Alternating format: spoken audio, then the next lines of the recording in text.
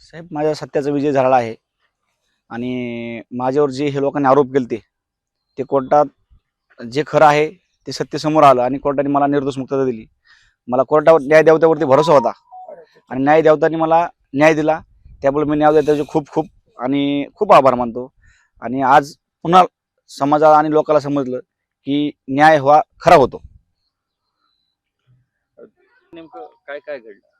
Sir, 1 वर्षामध्ये पूर्ण माझं जी जीवनाची माझी कमाई होती ती पूर्णपणे मी म्हणजे बरबाद झालो सगळं. आज पूर्णपणे रस्त्यावर आहे. माझं कुटुंब पूर्ण रस्त्यावर आहे.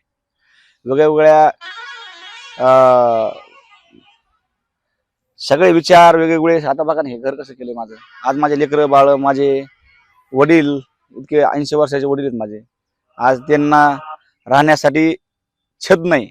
माणसाच्या मूलभूत गरजा अन्न, वस्त्र आणि निवारा आहे, हे सुद्धा ह्या लोकांनी आमच्याकडून हिसकून घेतल्यासारखं झालंय.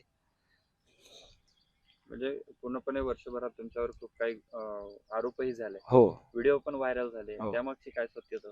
साहेब, व्हिडिओच्या पाठीमागची सत्यता अक्षरशः सगळी पूर्णपणे खोटी होती. हे जे व्हिडिओ होते ह्या लोकांनी बनावट बनवून काहीतरी कुणाचं अंगाचं मीठ तेलावर घालून ह्या लोकांना फक्त काहीतरी जिरवाजिरवी किंवा दाबादाबी करायची होती. त्याच्यामुळे ह्या लोकांनी मला टार्गेट केलं आणि मला टार्गेट करून माझ्या घरावर, माझ्या कुटुंबावर अशा पद्धतीने त्यांनी अन्याय केलेला आहे.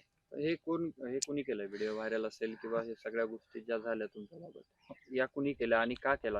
आता सर, मी तर जेलमध्ये होतो ना. आता हे पोलीस प्रशासन तपास केला पाहिजे. आता मला यातलं काहीच कल्पना नाही ना कोणी केलं ते.